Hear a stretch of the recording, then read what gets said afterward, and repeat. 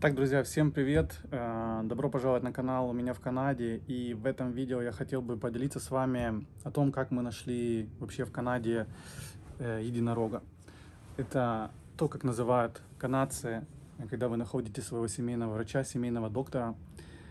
Э, В этом видео я вам все расскажу. Поехали. Итак, хотел бы начать с того, в принципе, зачем нужен доктор, зачем нужен семейный доктор в Канаде, если, допустим, у вас есть страховка, и кто-то не понимает, зачем нужен вообще доктор, что он делает, точнее, что в его компетенцию входит и для чего нужен. В первую очередь, доктор нужен для того, чтобы выписывать вам рецепты. Если вы хотите купить какие-то обезболивающие таблетки, которые вам необходимы, то они покупаются, к сожалению, по рецепту. Допустим, какие-то антибиотики.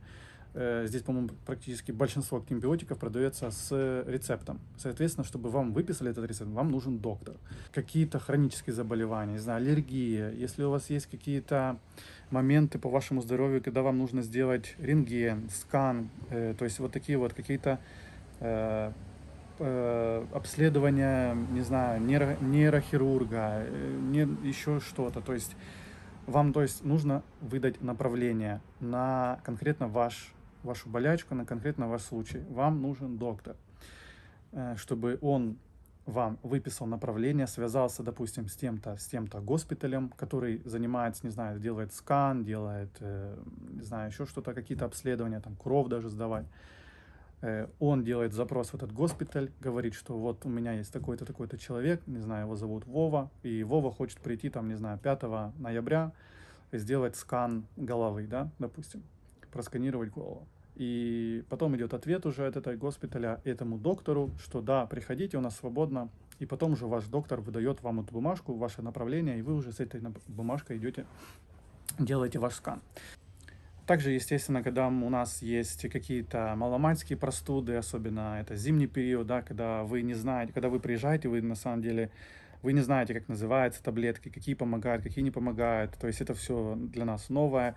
И, естественно, нужен доктор, который вам пропишет эти таблетки конкретно под вас случай, потому что он знает, что работает, что не работает, какие лучше избегать таблетки и так далее. Соответственно, вы заболели, вы пишете своему доктору, либо назначаете уже appointment, приходите к нему, и он вас уже смотрит, слушает, проверяет. И если он самостоятельно может вам помочь, он выпишет вам таблетки, он выпишет вам какие-то медикаменты, вы пойдете в поликлинику, их купите, либо он выдаст вам, если у него есть от себя, и вы будете проходить лечение. Скажем так, это в основном самостоятельно дома вы проходите лечение. Если вам не помогает лечение, вы делаете appointment, еще раз к нему приходите, и тогда он уже вас направляет, не знаю, там, или сделать какой-то дополнительный какой-то анализ чего-то. Соответственно, это уже он подает запросы в поликлинику, в госпитале, то есть он вас ведет. Потому как вы не бегаете с этими бумажками по разным поликлиникам, не ищете все. То есть он это делает все онлайн, он знает, куда вас направить, в какие кабинеты и так далее. То есть это все делается при помощи непосредственно доктора. Как в основном находят докторов в Канаде? Первый, самый распространенный на самом деле способ, который я вижу, он эффективный. Я знаю людей, которые так нашли. На самом деле я знаю только одного человека, кто так нашел. К сожалению, я знаю семью, которая у них ребеночек маленький, у них, по-моему, 5 лет ребеночек, девочка, и что-то произошло, то есть она либо заболела, либо еще что-то, и они поехали в emergency. Это место, в котором, если, чтобы не вызывать скорую, я, кстати, рассказывал об этом в предыдущем видео, чтобы не вызывать скорую, вы самостоятельно едете в emergency, это такой госпиталь, и вам там оказывают помощь. Соответственно, они приехали со своим ребенком, и врач оказал помощь их дочери, и они так заговорились, заболтались, и, в общем, они познакомились, врачу они понравились, и он сказал, что я готов взять вашего ребенка и вести его. Вот, собственно, таким способом они себе нашли врача, он стал уже их семейным врачом, так как, когда вы заключаете договор с ребенком, в основном врач берет уже всю семью. Ну, естественно, если там не 14 человек, я не знаю, но их три человека в семье, мама, папа и дочь. Соответственно, он взял их всех троих под свое крыло, и вот таким способом, так сказать, через ребенка они себе нашли доктора.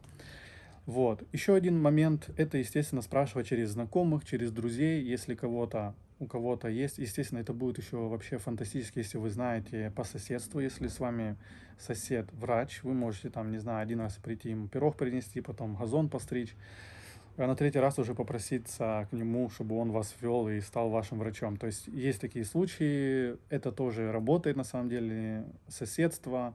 Естественно, это лучше, если есть какие-то родственные связи, это вообще прям идеально, но, к сожалению, не в случае с мигрантами, такими как мы, которые приехали только лишь в эту страну. Поэтому нам это не светит, к сожалению. Вот. Ну и третий, наверное, способ — это просто на какое-то везение, если вы опять-таки попадаете в какой-то госпиталь, и вас кто-то ведет, этот врач, и как-то вам удалось рассказать, не знаю, пообщаться с этим человеком, и он захотел вас принять, то есть таким способом вы тоже можете себе найти врача. Друзья, также хотел бы добавить еще один немаловажный способ нахождения семейного врача. Это, естественно, регистрация на официальном сайте. На самом деле, этот вариант поиска я бы, наверное, поставил даже на первый или второй пункт, потому как он рабочий, но сам факт того, что вам нужно ждать. В чем состоит суть? Вы заходите на официальный сайт вашей провинции. Я, кстати, ссылочку оставлю в описании, можете заходить, регистрироваться. Вы полностью оставляете там, заполняете форму, оставляете ваши данные, и уже локально, когда вы уже напишите, где вы живете, вам начнут искать врача вашего непосредственно в вашем районе. Вы становитесь, так сказать, в виртуальную очередь и ждете, пока вас не сконтактирует со свободным врачом, у которого, допустим, освободятся места. Скажу к слову, то, что читая чаты, просто мы там не регистрировались, так как я вам сейчас расскажу, как мы нашли своего врача. Читая чаты, что люди, регистрируясь через эти сайты, они действительно нашли себе семейного врача, и примерные сроки это примерно 6 месяцев. У кого-то находились за 2 месяца, кто-то ждет сейчас 8, но в целом какая-то вот такая вот вокруг да около статистика, это примерно 6 месяцев. Поэтому пользуйтесь ей, на самом деле, как только приезжаете, я бы вам советовал, рекомендовал сразу зарегистрируйтесь туда и ждите, становитесь в очередь, потому как это как бы вас есть не просит, вы просто зарегистрируетесь, ждете, и через какое-то время в любом случае очередь идет, и вы сможете таким способом найти себе семейного врача, и все у вас будет отлично. Возвращаемся в сюжет. И мы плавно перешли к тому, как вообще мы нашли врача. Еще раз скажу, что я приехал сюда со своей женой, у нас нет детей, мы вдвоем, и мы нашли своего врача через нашего канадского друга. Скажу честно, что мы спрашивали у своих других канадских друзей, это семейная пара, у них 3 детей, их тоже ведет врач, доктор у них есть семейный, и они за нас спрашивали у своего врача, и врач сказал, что я настолько загружен, что у меня выше нормы вообще уже людей, я, к сожалению, не могу принять 2. И после этого наш другой канадский друг, он спросил у своего врача, у него как раз был аппоинтмент к врачу, он пришел к врачу, он объяснил ситуацию, то, что вот мы приехали, рассказал, кто мы, что мы, и, так сказать, ввел в курс дела врача вообще, что мы за люди, чем мы вообще, что мы здесь делаем, чем мы дышим, какие у нас планы на жизнь и так далее. То есть он немножко о нас рассказал, и врач решил принять нас у себя. То есть он решил ввести нас и стать нашим врачом. Когда нам вообще поведал наш друг о том, что он нашел нам врача, и врач готов нас принять и вести нас, это было просто, на самом деле, просто что-то нереальное, потому что мы в это не поверили. Нам выдали сразу бланки в том госпитале, мы заполнили на самом деле обычный бланк, это имя, фамилия, там спрашивается, кто ввел тебя в Украине, потому как мы писали, что у нас был врач в Украине, мы написали его имя, фамилию, там опять-таки легкий будет опрос, есть ли у вас какие-то заболевания хронические, есть ли у вас какие-то аллергии на медикаменты, и вот на вот это вот все прочее. Там обычно легкий такой бланк, вы его заполняете, и с этим бланком мы уже пришли на назначенное время, нам врач назначил, так сказать, митинг такой для просто познакомиться, немножко рассказать о себе и немножко узнать друг о друге.